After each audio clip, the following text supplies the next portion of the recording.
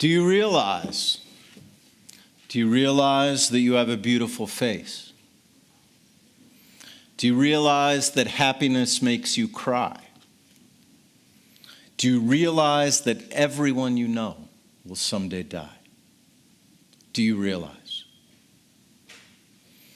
As I said in my opening words, these lyrics are from a song by the Flaming Lips. I could say that over and over again. I feel fairly confident I'm the only rabbi on the planet who said the words, the Flaming Lips. They teach us a few things that we already know about life. Life is finite. Life includes both beauty and suffering. And the best response to this awareness is to embrace the fact that we're here to live another day. Do you realize? It's a gray day in Chicago, and I'm in the Hyde Park neighborhood, visiting a congregant who's been diagnosed with a particularly devastating form of cancer. She lost her husband last year to the same disease. I'm in a chair in the sitting room of her elegant apartment, eating strudel. Her son is there with me. That same son just sent me New Year's greetings last week.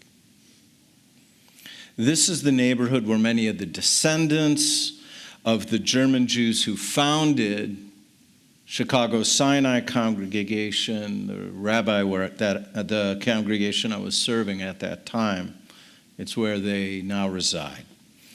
And like her forebears, she's the absolute picture of dignity and control.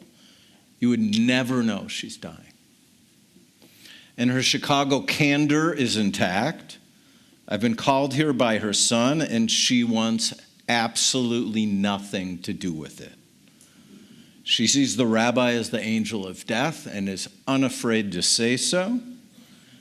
She wants nothing to do with God either. She tells me, I've never really believed that God could help me.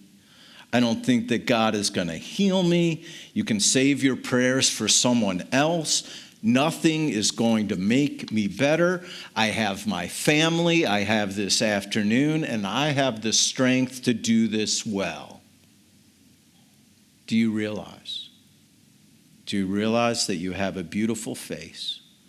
Do you realize that happiness makes you cry? Do you realize that everyone you know someday will die? Do you realize? There's a powerful experience that we can have as we grow spiritually. It's the awareness that life has absolutely incredible moments. And it's the awareness that life has absolutely terrible moments. And it's the awareness that the most powerful moments in life are both amazing and awful at the same time. The sublime is always braided with the unbearable. Joy and grief are not opposites, they're companions. On Rosh Hashanah, we're asked to hold this truth honestly, to face the fragility of life, even as we celebrate the gift of another year. The very same joy that makes us cry as a reminder of how fleeting and precious our days are. My congregant sitting in that living room knew that. What do we do with this awareness? What do we do after accepting both the joy and horror of living well? What will ensure that we embrace this beautiful and complex thing that we call being human? How can we ensure that it inspires us to continual spiritual development? And one of the things that we could do, the only thing we can do facing these things is seize the day, carpe diem. We're given this life in this body. We only have this one chance. Our hearts are still beating. We can embrace the wonder of having another moment to live well. We can hold the hand of someone we love. We can watch the wind blow through the leaves of the trees. We can listen to Miles Davis's Kind of Blue, or Barber's Adagio, or Joni Mitchell's Both Sides Now, or the Flaming Lips. We can seek love and meaning in our everyday lives. and we can simply enjoy the next breath. As I said in my opening words, Carpe Diem is not about reckless abandon. It's about attention, about presence, about living with eyes open to beauty, to pain, seeing the fleeting truth that everything passes. The shofar calls, wake up. The writer of Ecclesiastes understood this. He said, eat your bread with gladness, drink your wine with joy, love the ones you love, and do your work with all your strength, for the day will come when there is no more doing, no more planning, no more time, but today is ours. Everyone you love has such a beautiful face. We all have such beautiful faces. And every one of those faces is going to go away. And today, we all have the incredible privilege of looking in their eyes. And today, you know, this will not last forever. Carpe diem, seize the day.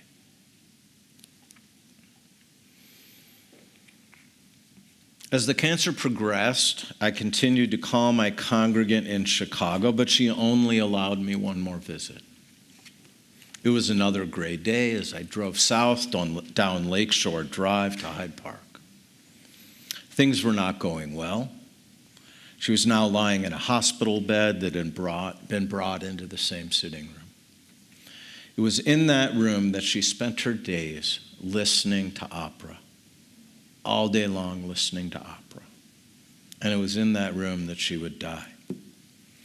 And she wanted to talk to me about the God that she denied in our last meeting. And this is a really challenging conversation for those who are suffering, for those who are dying. Clearly, she liked hard discussion. She invited it. And she asked me with the same Chicago candor, did God give me this cancer? How am I supposed to answer that? Did God give me this cancer? So what did I do? I did what any good rabbi would say. I said, what do you think? And I listened, and she answered, if there's a God, he can't help me. And I told her, I agree, but God can give us strength. And we were answered with a silence, with a long silence.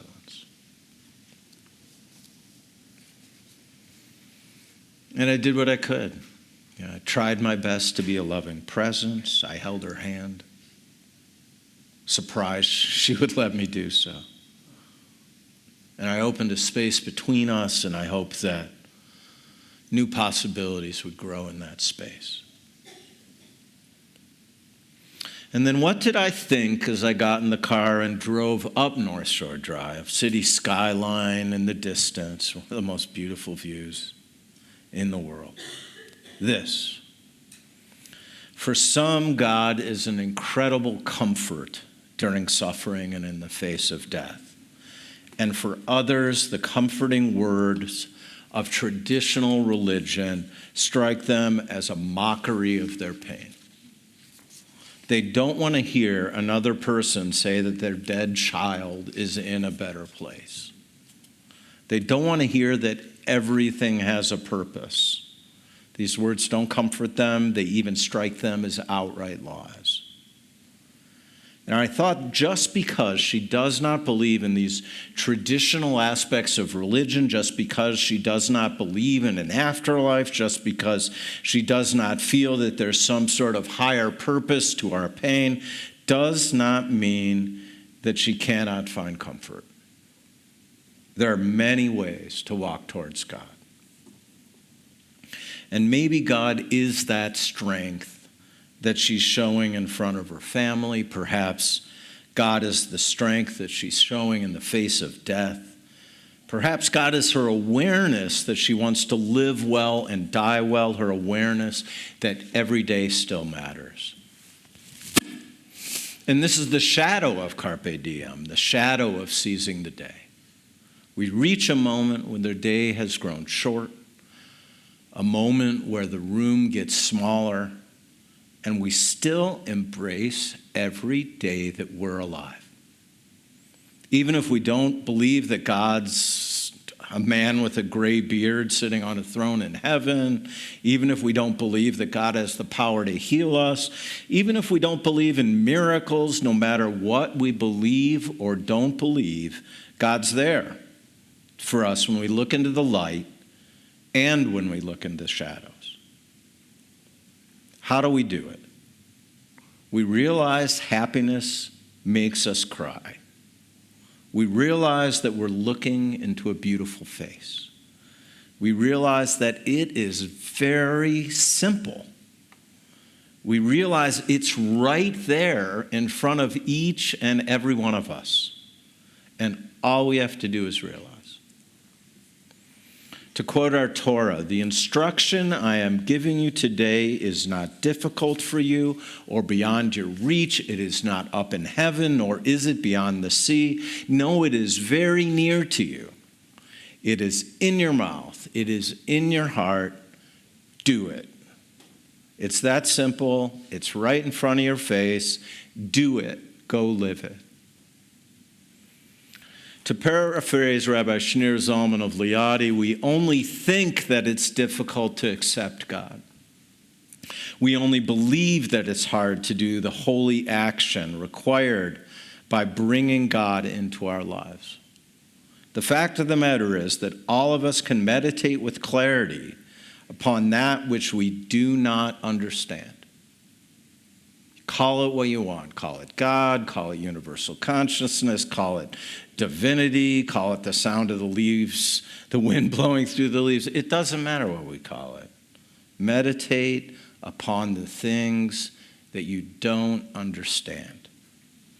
All of us can cultivate a profound love for the amazing universe in which we live and for the distinct honor of being here, taking another breath. All of us can seize that moment. Rosh Hashanah is our annual wake-up call to this realization. This shofar blast stirs our hearts, shakes us from complacency, and these things summon us to do cheshbon hanefesh, to examine our lives with honesty, to measure who we've been against who we still might become. And in those piercing notes, there's a reason why they open our service. Orthodox Judaism doesn't do it, but Reform Judaism does it. There's a reason why we do that at the beginning of our service. Because in those piercing notes, we hear the ancient plea of the season, Zochrenu l'chaim, remember us for life. The new year opens up before us an invitation to live with greater purpose, deeper understanding, more love, and the courage to begin again and again and again in every moment. Do you realize that you have a beautiful face? Do you realize that happiness makes you cry? Do you realize that everyone you know will someday die? Do you realize?